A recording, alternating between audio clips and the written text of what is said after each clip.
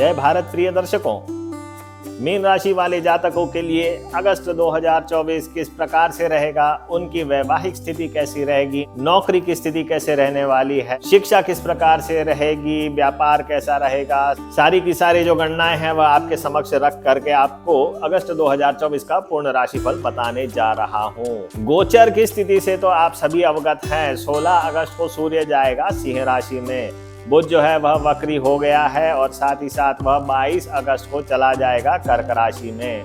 तो सभी परिवर्तनों की गणनाएं करने के उपरांत क्या फल प्राप्त हो सकते हैं, वह जानकारी पूरी मैं आपको देने वाला हूं। तो बने रहिए मेरे साथ और ध्यान रहे कि यह जो प्रेडिक्शंस होते हैं यह सब एक जनरलाइज प्रेडिक्शंस होते हैं। आपको अपने बारे में जानकारी चाहिए तो आप अपनी स्वयं की कुंडली हमें दिखाएं।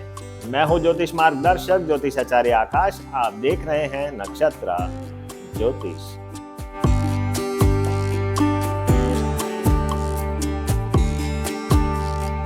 सर्वप्रथम बात करते हैं कि सूर्य जो राजा है सौर मंडल का, वह किस प्रकार के परिणाम देने वाला है। अब मीन राशि में आप देखिएगा सूर्य जो है वह हो जाता है 6वें भाव का स्वामी, साथ ही साथ वह गोचर कर रहा है कर्क राशि में, जो कि पंचम भाव की राशि मानी जाती है। सूर्य जो है वह 3, 6 और 11वें भाव में बहुत अच्छे परिणाम देता है, सभी जानते हैं।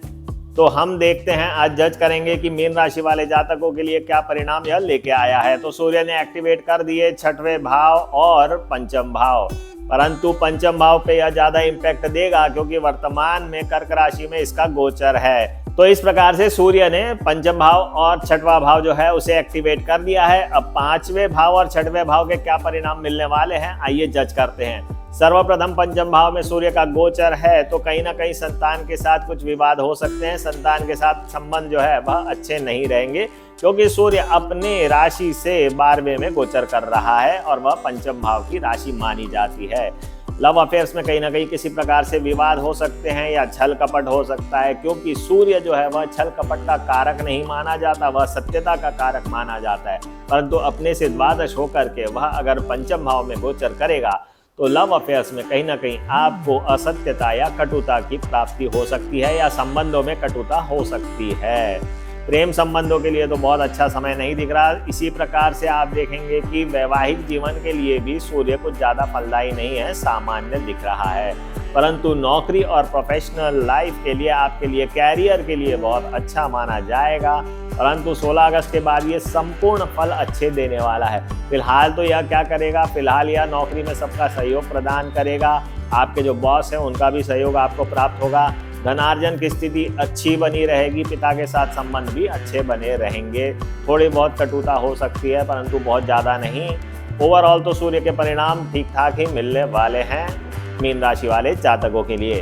अब हम बात करेंगे सूर्य जब सिंह राशि में ही गोचर कर जाएगा 16 अगस्त को, तो यह कौन से भाव को एक्टिवेट कर देगा। जी हाँ, यह 6वें भाव को एक्टिवेट कर देगा। 6वां भाव एक्टिवेट हो गया है तो आपके प्रमोशन की स्थिति बनाएगा। खासकर अगर आप सरकारी नौकरी में हैं तो प्रमोशन बिल्कुल बनता ही है। साथ ही साथ आपके ऊपर के जो बॉस है या आपके जो कॉन्फिडेंशियल रिपोर्ट बनाते हैं, ऐसे जो बॉस लोग हैं, उनके साथ आपके संबंध बहुत अच्छे रहने वाले हैं। धनार्जन की स्थिति बहुत उत्तम रहेगी, चाहे आप नौकरी कर रहे हो या बिजनेस कर रहे हो। अगर आपकी सूर्य की महादशा अंतरदशा चलेगी और आप मीन राशि वाले हो तो आपके लिए धनार्जन की स्थिति अच्छी होने वाली है 16 अगस्त के उपरांत। साथ ही साथ वैवाहिक जीवन कुछ खास नहीं रहेगा। प्रतियोगिता परीक्षा में आपको सफलता मिलने के पूरे चांसेस हैं। यूपीएससी की तैयारी कर रहे हैं, साथ में स्टेट सिविल सर्विसेज की अगर तैयारी कर रहे हैं तो उसमें भी आपको सफलता मिलने के चांसेस बहुत अच्छे दर्शा रहे हैं। तो इस प्रकार से सूर्य के इम्पैक्ट मिलने वाले हैं मीन राशि वाले जातकों के लिए। अब हम बात करेंगे कि मंगल जो सेनापति है सौर मंडल का, वह क्या इम्पैक्ट देने वाला है।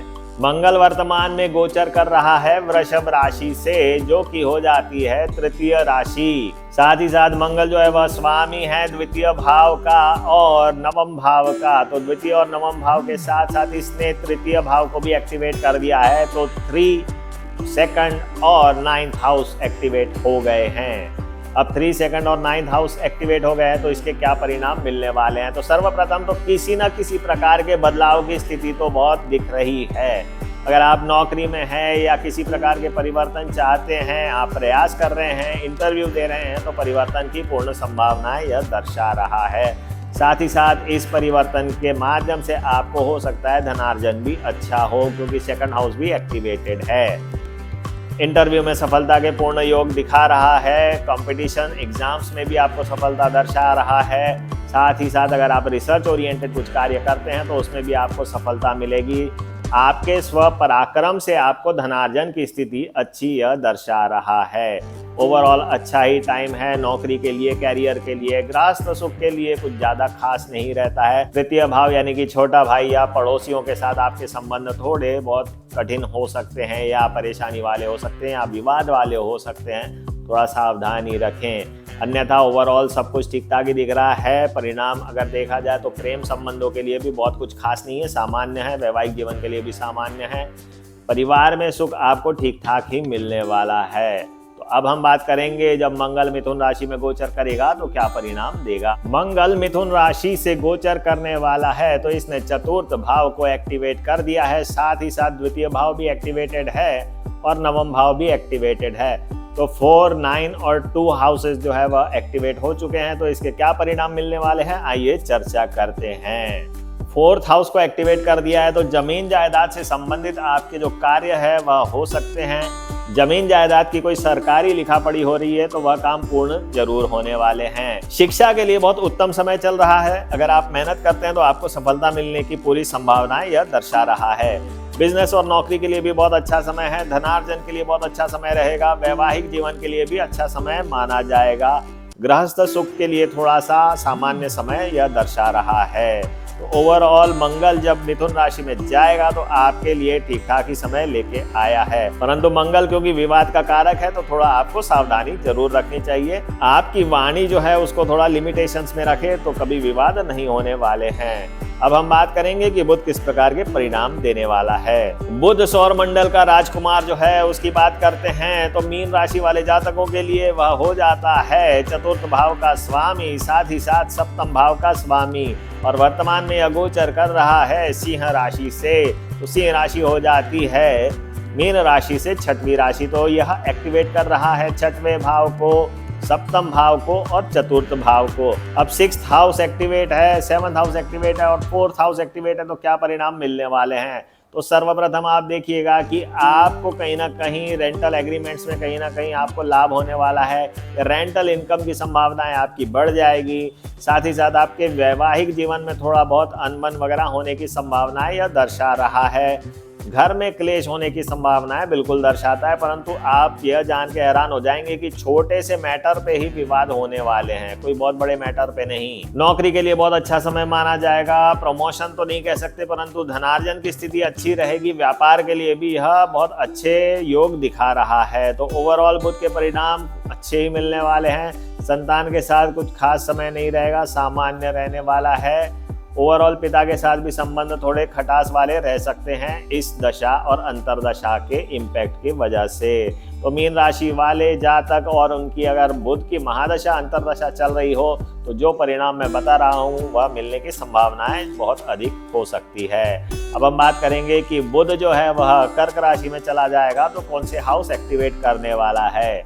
अब कर्क राशि होती है पंचम राशि, तो इसने पंचम भाव को एक्टिवेट कर दिया। साथ ही साथ चतुर्थ भाव और सप्तम भाव भी एक्टिवेट है। प्रेम संबंधों के लिए यह बहुत अच्छा समय है। संतान के साथ अच्छा समय बीतेगा। वैवाहिक जीवन आपका बहुत अच्छा रहने वाला है। व्यापार में भी आपको सफलता मिलने के पूर्ण चांसेस यह दर्शा रहा है। नौकरी में भी आपको हर किसी का सहयोग प्राप्त होगा। तो बुध 22 अगस्त के उपरांत ज़्यादा अच्छे परिणाम दे रहा है परंतु उससे पूर्व भी कुछ ज़्यादा नेगेटिव प्रभाव नहीं दे रहा। तो ओवरऑल बुध के परिणाम अच्छे ही माने जाएंगे। अब हम बात करते हैं कि शुक्र किस प्रकार के परिणाम देगा मीन राशि वाले जातकों के लिए अगस्त 2024 में। शुक्र ने एक्टिवेट कर दिए हैं 6th हाउस, 8th हाउस और 3rd हाउस। तो यह समय आपके लिए थोड़ा परेशानी वाला दर्शा रहा है। छोटे भाई के साथ विवाद हो सकते हैं, घर परिवार में विवाद हो सकते हैं, आपको शुगर से रिलेटेड परेशानी हो सकती है, यूरिनल प्रॉब्लम्स हो, वैवाहिक जीवन में आपके संबंध खराब हो जाएंगे, घर गृहस्थी में कहीं ना कहीं विवाद की स्थिति यह दर्शा रहा है, व्यर्थ के आपके लग्जरी के खर्चे हो सकते हैं, हो सकता है व्यसनों पे आप ज्यादा खर्च करें। तो शुक्र यह परिणाम देने वाला है, नौकरी के लिए ठीक ठाक माना जाएगा, परंतु कहीं ना कहीं धनार्जन की स्थिति यह अच्छी नहीं दिखा रहा, आपके व्यर्थ के खर्चे तो दिखा ही रहा है। अब हम बात करेंगे शुक्र कन्या राशि में चला जाएगा तो क्या परिणाम देगा। शुक्र कन्या राशि में चला गया तो इसने एक्टिवेट कर दिया 7th हाउस, 8th हाउस और 3rd हाउस। तो 7th, 3rd और 8th हाउस के कॉम्बिनेशन में आपको व्यापार में नुकसान की संभावना यह दिखा रहा है।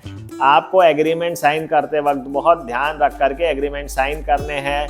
पत्नी के साथ कहीं ना कहीं विवाद की स्थिति बिल्कुल यह दर्शा रहा है, परंतु ओवरऑल देखा जाए तो नीच का जरूर है, तो कुछ विवाद जरूर करवाएगा, पत्नी को रोक भी दे सकता है। तो आपको थोड़ा सावधानी रखनी है, शुक्र यंत्र की स्थापना करनी है और 13 मुखी रुद्राक्ष आपको धारण कर लेना चाहिए।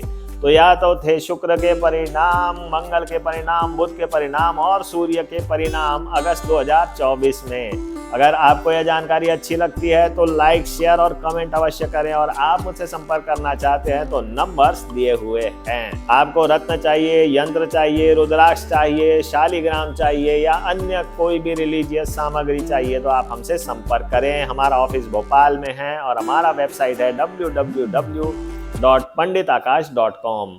आज के लिए इतना ही प्रिय दर्शकों, जय भारत।